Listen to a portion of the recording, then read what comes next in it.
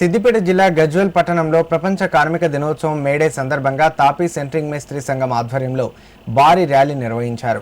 ఈ ర్యాలీ పట్టణంలోని ప్రధాన వీధుల గుండా కొనసాగింది. ర్యాలీలో పాల్గొన్న కార్మికులు పెద్ద సంఖ్యలో నినాదాలు చేస్తూ కార్మికుల హక్కుల పరిరక్షణకు సంఘీభావం తెలిపారు. ర్యాలీ అనంతరం నిర్వహించిన సభలో గజ్వేల్ మండల మేస్త్రీ సంఘం అధ్యక్షుడు రవి, గౌరవ అధ్యక్షుడు నర్సింహులు మాట్లాడుతూ నిర్మాణ రంగంలో పనిచేస్తున్న కార్మికులు రోజు కష్టపడి పనిచేస్తున్నప్పటికీ కాంట్రాక్టర్లు వారికి తగిన వేతనాలు ఇవ్వకుండా మోసం చేస్తున్నారని ఆరోపించారు.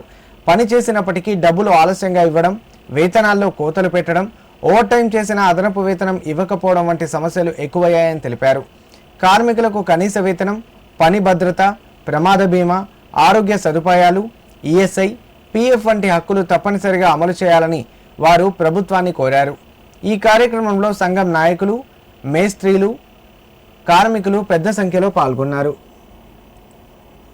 మేము పెద్ద ఎత్తున ర్యాలీ నిర్వహించి కోటమైసమ్మ నుంచి మా ప్రభుత్వం ఏదైతే కేటాయించిందో ఆ స్థలం వరకు పెద్ద ఎత్తున ఒక 200 బైకుల ర్యాలీతో ఇక్కడ రావడం జరిగింది. మరియు మా తోటి మేస్త్రీలు, మా సంఘం నాయకులు కానీ, ఆదర్శ యూనియన్, మిల్లర్ యూనియన్ సంఘం నాయకులు కానీ, సెంట్రింగ్ నాయకులు కానీ అందరూ పెద్ద ఎత్తున మాకు సహకరించడం జరిగింది. ఇంత మంచి వేడే సభను సక్సెస్ చేసినందుకు అందరికీ ధన్యవాదాలు.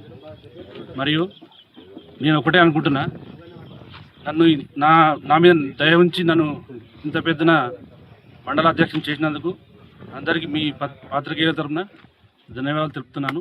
కార్మిక సోదరులందరికీ మేడే శుభాకాంక్షలు తెలుపుతూ, మేము ఈరోజు గజ్వేల్లో ఉన్నటువంటి మండల సంఘం, గజ్వేల్ టౌన్ సంఘం, తాపీ సంఘం, లేబర్ సంఘం, సెంట్రింగ్ సంఘం అన్నీ కలిపి కూడా మిల్లర్ సంఘాలు అన్నీ కలిసి అందరం కలిసి ఏకదాటిపైకి వచ్చి కోటమైసమ్మ దగ్గర అందరం కూడా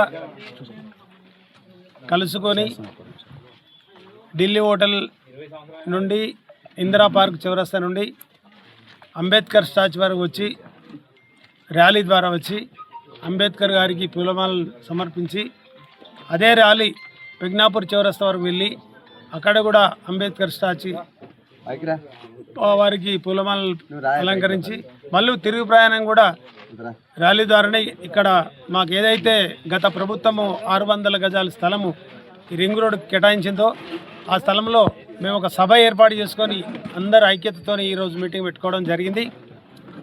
మరి ప్రభుత్వాలు మమ్మల్ని గుర్తించాలి. మాకు శ్రమకు దగ్గ ఫలితం దొరకట్లేదు.